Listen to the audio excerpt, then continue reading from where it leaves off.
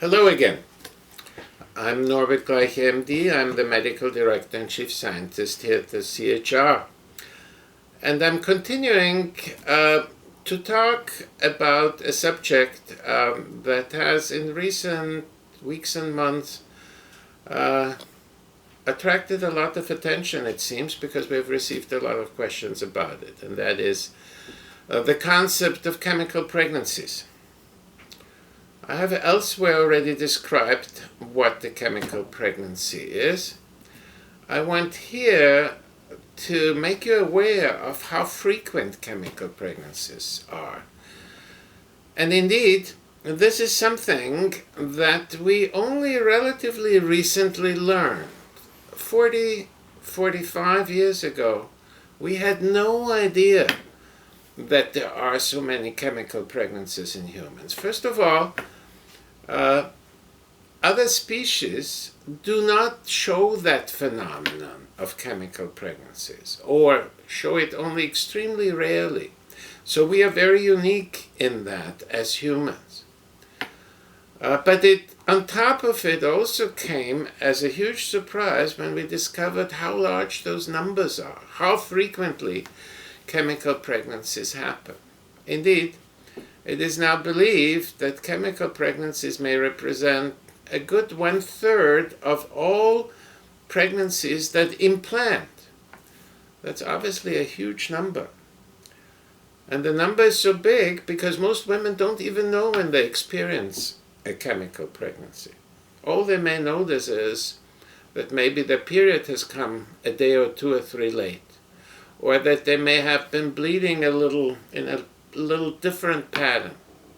So that's why we didn't know about chemical pregnancies really until IVF came about. Nobody got pregnancy tests, and we didn't have the sensitive pregnancy tests for the pregnancy hormone human chorionic gonadotropin that we have now. So it is only relatively recently, since IVF has come into common practice, and IVF obviously requires that we get early pregnancy tests on everybody who goes through IVF. It was only that experience that taught us that chemical pregnancies are so common. And because those chemical pregnancies never become visible, and because they were widely considered not to mean very much, the world community decided to ignore them, and at least to ignore them in a statistical way. Now what that means, and that is very important to understand, that no IVF center, no national statistics should ever include chemical pregnancies as outcomes, as success for an outcome. Chemical pregnancies are not considered as such. When programs are reporting their pregnancy rates, they should only report clinical pregnancy rates, because otherwise it would greatly inflate, obviously, their outcomes. So, chemical pregnancies are very common.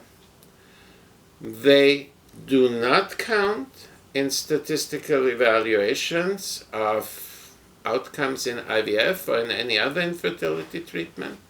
Yet, they may still have a clinical meaning, and that is frequently overlooked.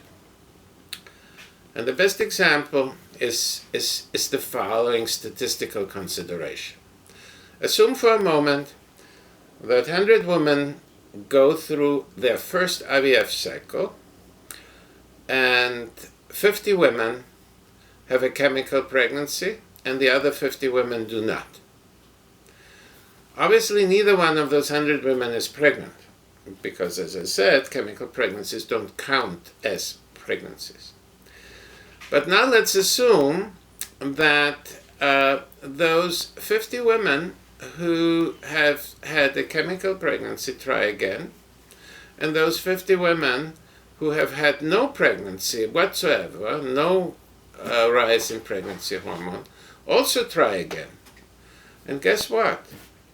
The 50 women who had a chemical pregnancy in their first try, they will have higher pregnancy rates than the other 50 women who did not.